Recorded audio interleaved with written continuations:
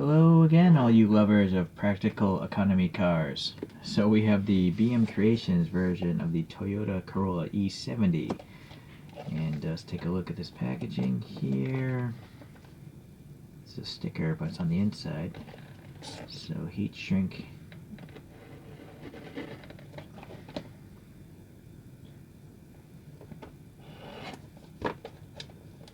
It's pretty thick plastic here.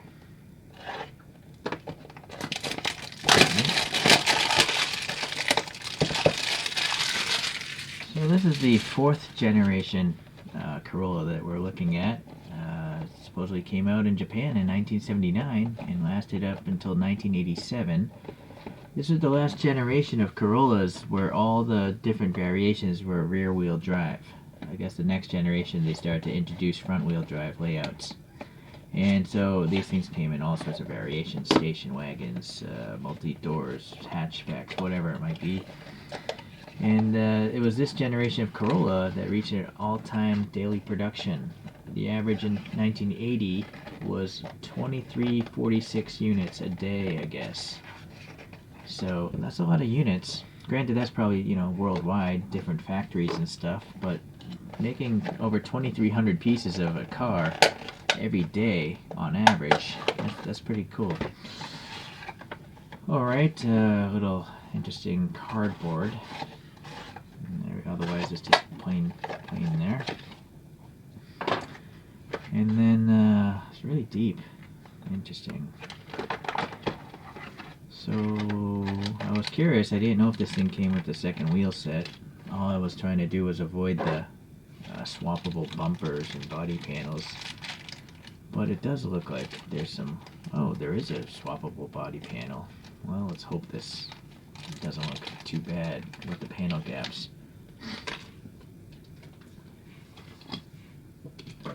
Alright, so tidy up a little bit.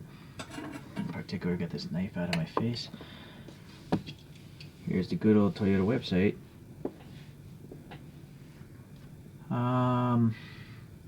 Engine choices, 1.3 liters up to 1.8 liters. Many engine choices, depending on the country. And the main rival for this car was, in Japan at least, a Nissan Sunny, which might be known as a Nissan Sentra to other people. Well, maybe the Sentra name came on afterwards. I think it was later on the Sentra was used. Okay, so a lot of other photographs I found, the rear bumper was totally rubber, totally black. This one has a chrome bumper because I saw it peek through the box, and this has a chrome bumper. Okay, let's do the extra parts later. Let's just look at this model as it comes out of the box. So this green, is it metallic? It might be. Yes, it is metallic. I can see some silver speckling. Alright, well that's hopefully going to help out with the long-term paint, prevent paint rash. This tire is a little bit messed up, so let me get that sorted and see if this thing can roll for you guys. I love that feature. You'll notice the steering here. It is in the steering position already. The rear seems to roll, but the front, nope.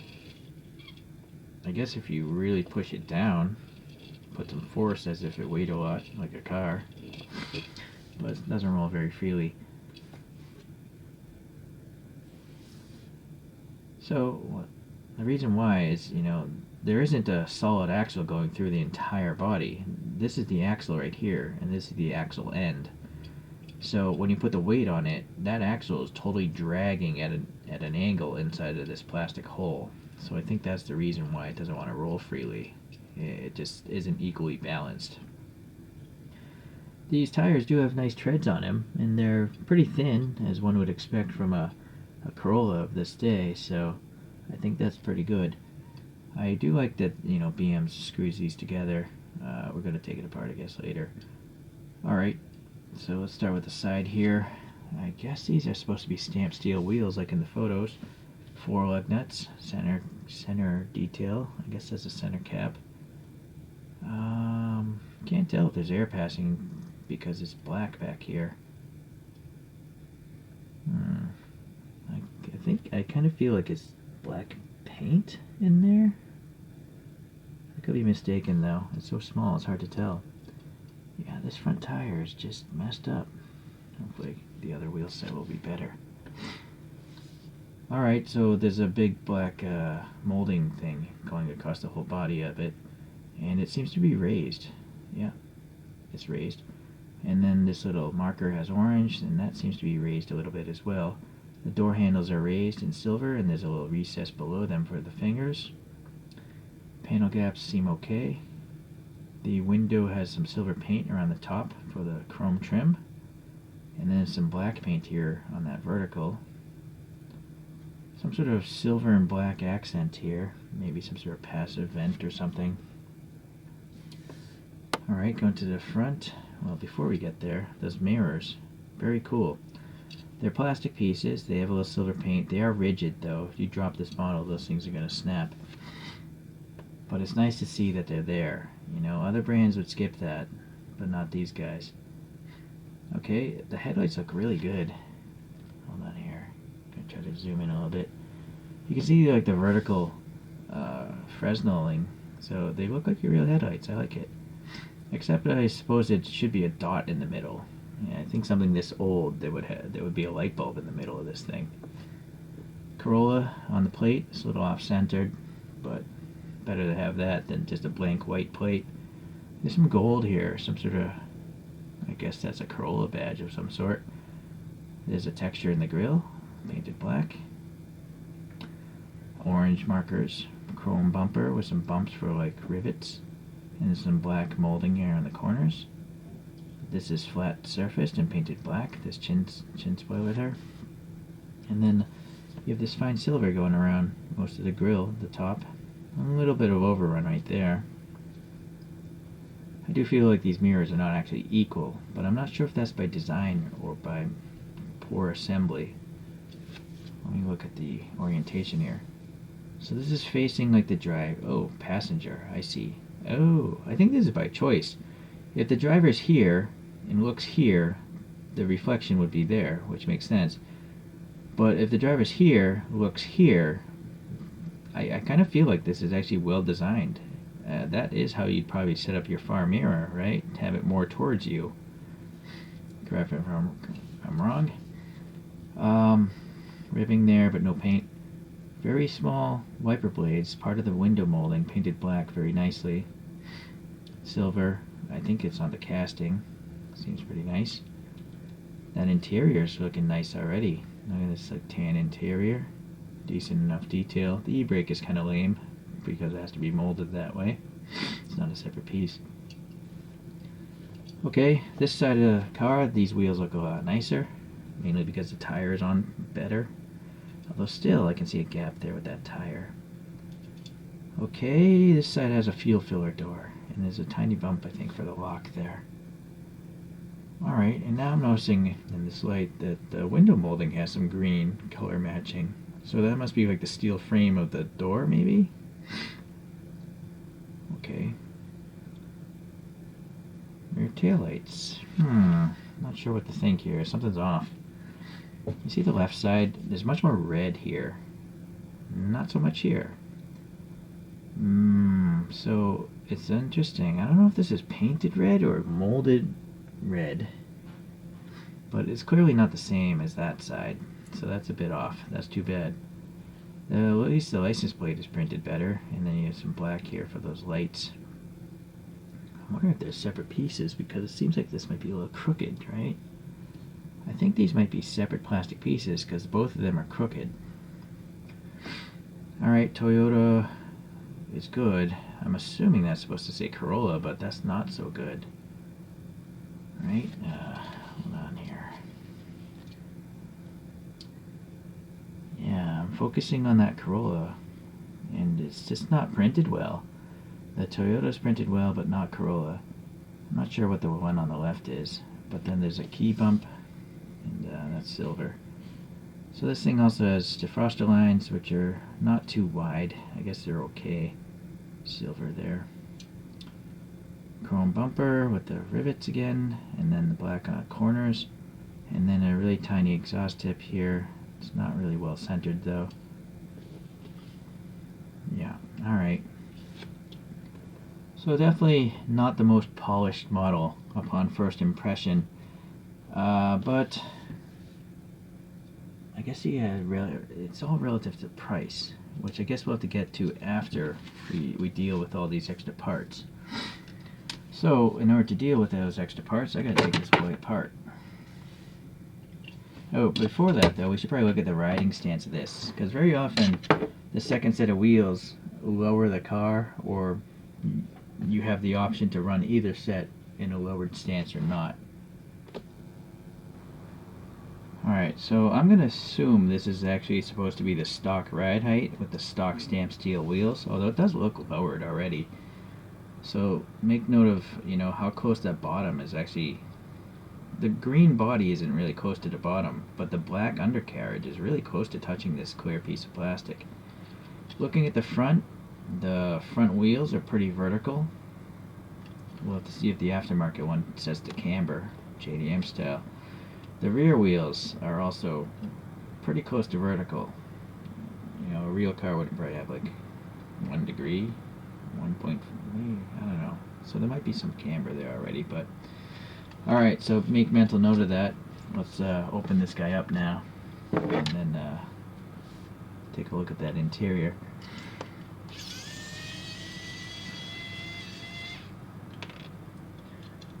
With my luck, I'll lose that screw somehow.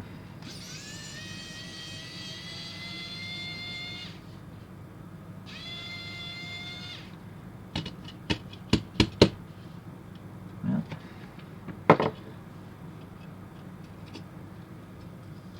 alright, let's see this interior first. Okay, well that's interesting. The dashboard is actually riveted to the top. And then the glass is 2 side window pieces, and then the front and back are 1 piece. I think they do that to prevent cracking as heat expansion of maybe the die cast in the plastic. They expand at different rates. If it was all 1 piece, it might crack in the corner. I don't know. Okay. So this interior, it actually has a like floorboard pattern or something. It's almost like those rear seats are too long, like the cushion you actually sit on. Like there's no leg space at all. I'm quite positive a real Corolla would probably have a little more leg space than that in the rear, right? So it's kind of strange that they would mold it that way. I can't imagine why they were forced to do it that way. It's also like the rear cushion. Look how tall the rear cushion is compared to the front, right? That seems really odd. So for me, like the front seat, the front half of the cabin makes sense to me. This whole rear seat doesn't make sense to me. The angle of the rear seats also look like it's more like a lounge chair. Now, I think I understand why that angle is there, is because there's a big open space here for the suspension or the wheel parts. But I feel like they could have had that at a steeper angle and then had a shorter cushion here to make it look a little bit better. Strange. Alright, well at least it's painted tan, so I don't have to repaint this, so that's nice. So now we have this lower front clip here. Basically it has a big black chin spoiler, whereas the stock one does not. Right? So I'm seeing 2 pins here in the casting. Let's try to push those out. Yeah, alright, it pushes out relatively easy. At least that first one did. Okay, so that bumper's out. So that's what it looks like, by the way, without the bumper, which isn't necessarily bad in its own right.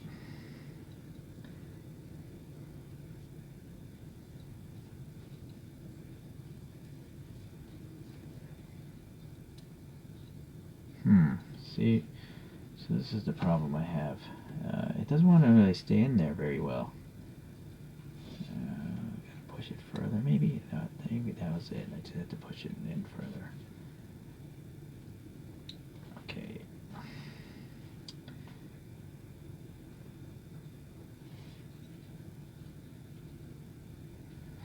So this is a really bold front license plate on this one. Sorry. It's the European style plate versus like the US style plate. I think I like the US one more. But this one's glued to that bumper. There is a secondary plate here. It's another. But I don't think you can replace the back one. I don't see the pinhole. Or maybe you can. But hold on here. I feel you would have to actually remove those plastic lights. You see, the plate is actually wider than these black illumination lights. But I do see peg holes for those black pieces, so. But you know what? I'm going to leave it alone. I actually prefer this license plate in those black pieces instead of one big obnoxious license plate. Ah, boy. I don't know. This is so bold that I kind of don't like it. I kind of like the bumper itself, but I don't like the license plate. It's just over the top. I think it's weird to have two different size license plates on a vehicle also. Okay, so back to the original one.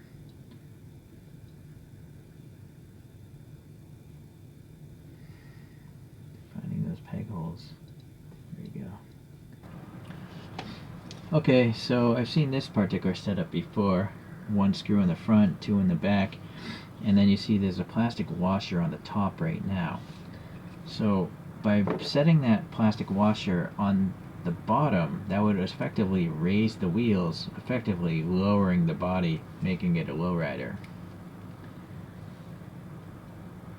So we're going to see if that's possible. Or maybe it's not supposed to do that. I don't know. That one's really tight.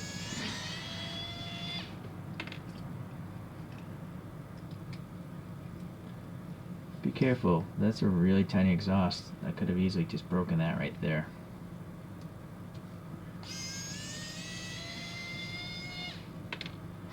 And so these are all plastic wood screws, really thick or coarse threading, whereas the ones that go into the casting are more like machine bolts, much metric, finer thread. Alright, so that back washer came off, and now let's see. So there's a nub on the bottom piece. The top piece doesn't have a nub, so I'm going to try to remember that. I'm going to put this on the bottom, see how that works. There's also a tooth here and a tooth in the spacer, so now I find the aftermarket wheel. Let's compare these wheels. So the aftermarket rims are plus maybe 2 inches if I had to guess.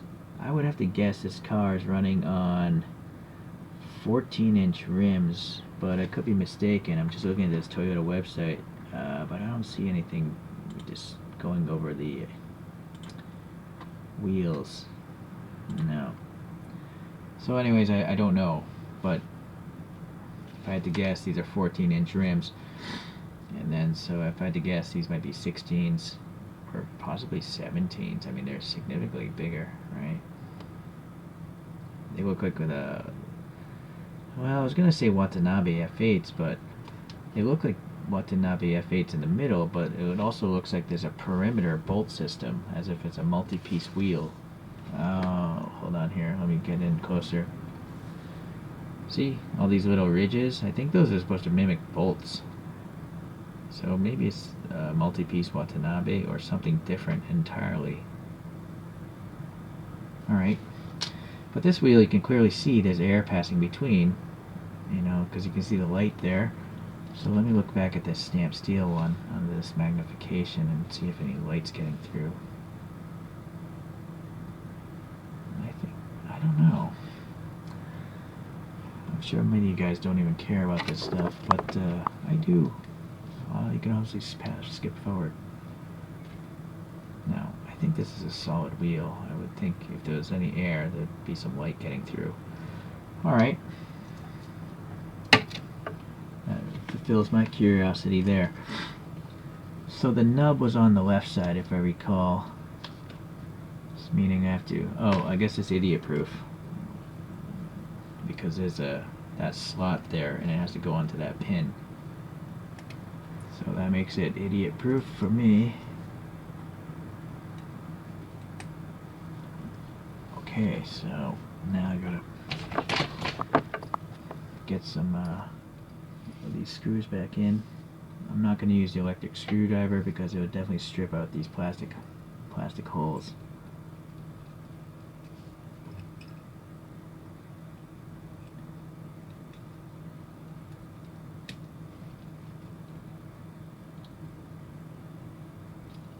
It would be weird, but you could actually run it with two different wheels, like front and back. I don't know. If you're curious to do that, you could. Alright, so one post in the front. Gotta get this piece off somehow.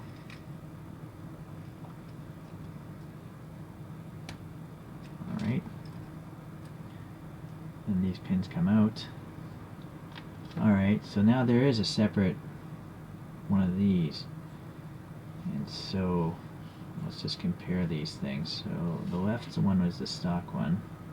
I want to see what difference there is. I would assume one is taller than the other to lower the ride height. I think there's a height difference there. It's not much, but... Alright, after a lot of part swapping, to lower this thing, this is what I did. I took this whole thing apart. There was that rectangular spacer on the top. I put that on first. Then I put this bottom piece on top of that. Then I put the bigger wheels on. And then I put this top piece on.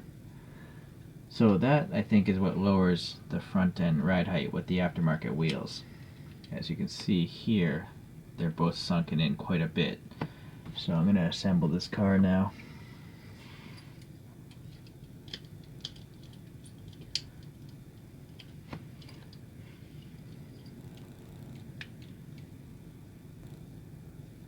Strange, it's not finding the front thread.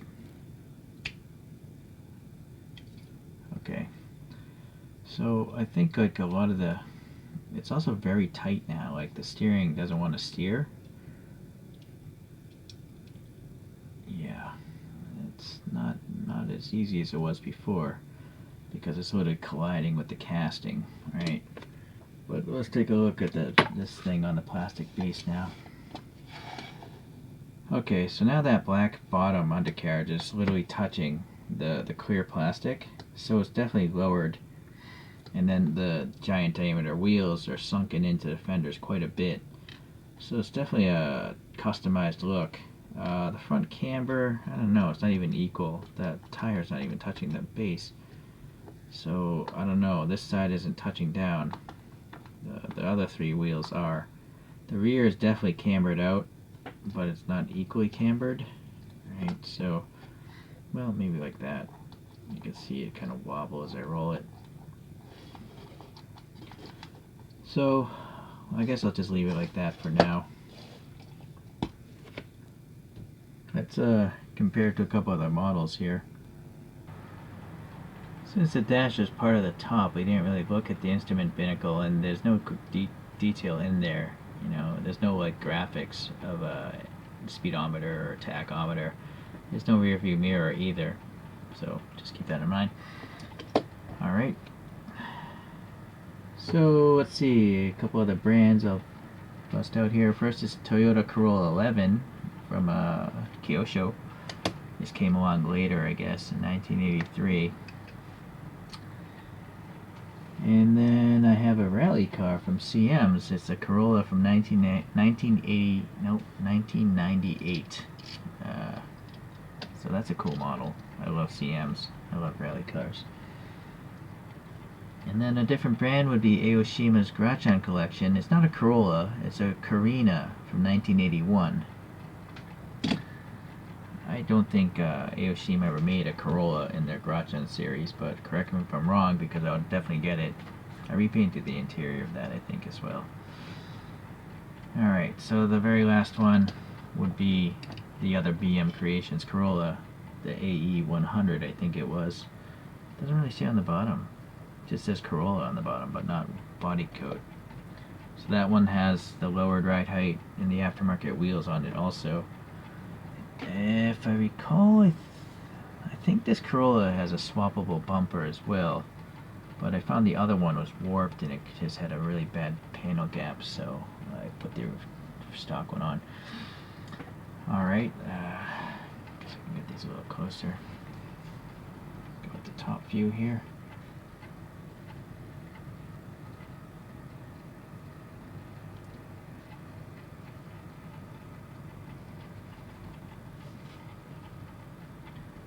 I have to repaint the interior of that one. You know, just the extra color inside of a model makes it pop so much better. You know, these three with the black interiors, it's almost as if you don't even need an interior. It's just hard to see, right? Alright, let's get this guy spinning on its own. Okay, I'm not sure if I'm going to edit this video. It's like a 30-minute video of me fidgeting around with all those little extra parts. So, it's been a while since I reviewed a BM Creations with these swappable wheels and changing ride heights. And I'm starting to think it's really not worth it. I would be just as happy if this model cost $5 or $10 less and just had the stock ride height, stock wheels. And then if they sold a variation with the lowered ride height and the aftermarket wheels in a different color, I would probably buy both. But fidgeting around with all these parts, I don't know, what do you guys think? Is that something you like? Do you like to get these little 1/64 scale models and have all these different options? I can definitely see, you know, a lot of people liking that, but I can also see the majority of people just want to buy a finished painted model, look at it, and then put it in a display case, right? So, yeah, please leave a comment what you would prefer to see from this brand. I would rather just have a cheaper model, two variations. You know, Mini GT seems to be doing something like that with the Miata. I think they're going to have a Miata with a pop-up headlight and one with the down headlights. And so I'll definitely buy each of those one day. Alright, I also see it from Hobby Japan. They have a lot of cars with the lights up and then other ones with the lights down. That kind of stuff. I'm trying to introduce all these options that you would expect maybe in a larger scale. I just don't think it's necessary, you know. I paid a premium for these extra parts, but I can't display all the parts at one time, so it's like you're paying a premium to store extra plastic somewhere in a drawer or something like that. It just doesn't make sense to me. Okay, well, with that said, those would be my gripes. But looking at this model here spinning in front of me, this is a pretty cool looking car, I think. I never would have guessed I'd be collecting Toyota Corollas, but I like these things. I mean, in particular, I like the modified ones, right? But I also think this would look just as good lowered with the stock wheels, because black wheels are really hard to see, right? But I love the interior of this thing because you can actually see it, and I love the little fender mirrors. You know, a lot of other brands would skip that. The only real major problem is the taillights. They're not equal. And then the extra parts, again, questionable. I feel it's unnecessary. Thank you for watching again, guys. I'll buy more BM Creations as long as there aren't too many opportunities to create unsightly panel gaps. Take care, guys. Bye. Alright, one last take. I ended up putting back the original wheels. And the reason why those front tires were a little messed up is there was a little extra plastic flash inside that wheel. So you gotta take the tires off, clip off or sand down the extra plastic from the molding process, put the tires back on, and they're good to go. So just a little note for you guys. So this is the way I prefer it, I think. Just the small diameter wheels and, you know, lowered. So it looks good for me now. Thanks again, guys. Bye.